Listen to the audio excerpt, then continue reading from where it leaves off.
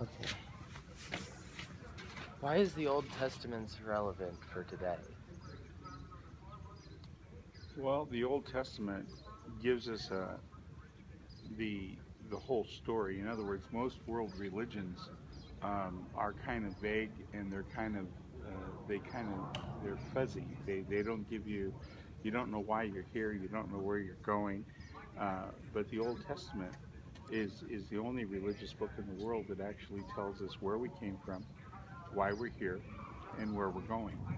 And so it's very relevant because the question comes up with people all the time: uh, why am I here? What's going on? What's the purpose of my life? And if they don't see a purpose, then a lot of people will take their life because it just seems so meaningless to them.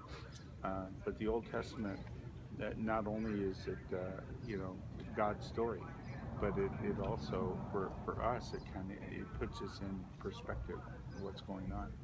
Okay. Should we follow all the laws of the Old Testament? If not, which ones? Like, which ones should we not follow? Okay, well, the Old Testament contains not only laws, but it contains covenants. There are 8 covenants in the Old Testament. And when people refer to the law, they're usually referring to the law of Moses, which are 613 laws, which are part of the Mosaic covenant. What they don't understand about the Mosaic covenant is temporary. It was never meant to be an everlasting covenant. It was a covenant that was temporary. There's a there's a covenant that follows it in Jeremiah 31, and it's the new covenant, and that's the covenant we live under today, Jesus Christ and his shed blood on the cross. Um, the 613 laws are basically, the Bible calls a school teacher to show you you've got a problem. It is basically impossible to keep them, and totally impossible to keep them today because there's no temple for the last 2,000 years, Mm-hmm. and 1/3 of the laws pertain to the temple. And the Bible says if you break one law, you broke them all. So you can't keep them even if you tried. So, Do you find the Old Testament helpful in your walk with God? well, I came to God because of the Old Testament, Okay. and I'm Jewish, so the New Okay. Testament didn't have much meaning to me because it was my idea was, well, uh, anybody can write a book and say, now yours is wrong and mine's right. And so if I was going to see, believe the New Testament, I had to find Jesus in the Old Testament. And so the Old Testament, Jesus said, you think within it you have life, but actually it's that speaks of me. So the whole Old Testament is about Jesus. Mm-hmm. So, yeah. Okay, so that kind of goes into my next question. Have you ever found parallels in any of the Old Testaments to the New Testament? Yeah, the old, people Christians are familiar with Revelation 22, where it says you don't add or take away from this book. Mm-hmm. Well, there's a similar passage in Deuteronomy chapter 4, and basically it says you don't add or take away from the law or the Torah or the first Mm-hmm. 5 books. And so everything that's taught in the Bible has to dovetail into the first 5 books, Mm-hmm.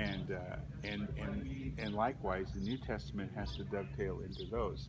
So there has to be this continuity. And I'll give you an example. Matthew talks about the virgin will conceive. Yeah. And you go, well, where's that in the Old Testament? Well, the book of Isaiah says that Isaiah gives a prophecy, and behold, the virgin shall conceive. And you say, well, where is that in the first 5 books? Well, in Genesis 3, it says that I'm going to put enmity between the serpent and the woman, between her seed and his. Well, women don't have seeds. So right away in Genesis 3, and talking about the Messiah there, you know that there's going to be this miraculous birth. So, so then when Isaiah says, behold, the virgin shall conceive, it takes you right back to Genesis 3, and you go, oh, that's it. That's what he's talking about. And then when it happens in Matthew, the whole thing fits together, and we call that, there's continuity in the Bible. That although it was written over thousands of years by 40 different authors in 3 different languages, you turn the page from one book to another, and to you, it just seems like it just flows. Mhm.